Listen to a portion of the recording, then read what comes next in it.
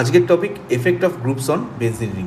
আমরা কী করে বুঝবো যে অ্যাটমটা ডিরেক্টলি বেনজিন রিংয়ের সাথে লেগে আছে সেটাকে দেখতে হবে।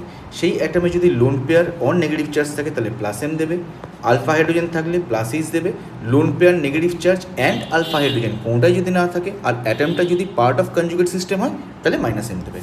এবার দেখ লোন পেয়ার কোথায় কোথায় থাকে।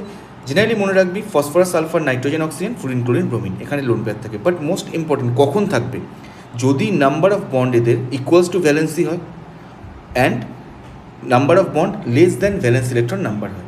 ভ্যালেন্সির থেকে বেশি বন্ড যদি এরা করে থাকে তাহলে আইদার এদের লোন পেয়ার নেই অর লোন পেয়ার থাকলেও কোনো কাজে আসবে না। চলো এক্সাম্পল দিয়ে বুঝি।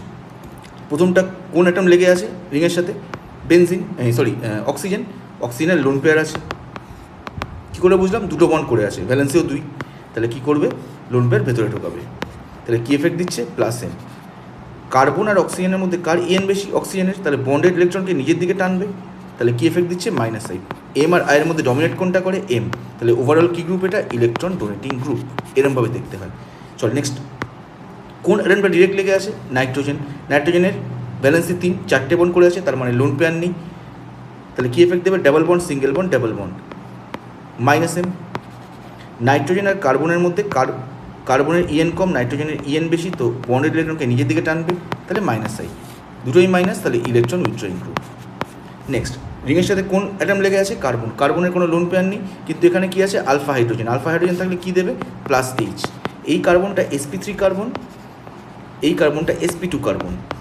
sp3 কার্বনের ইএন কম হয়, তাহলে বন্ডেড ইলেকট্রনকে রিংয়ের দিকে ঠেলবে, তাহলে কী এফেক্ট দেবে, প্লাস আই, দুটোই প্লাস, তাহলে কী গ্রুপ, ইলেকট্রন ডোনেটিং গ্রুপ।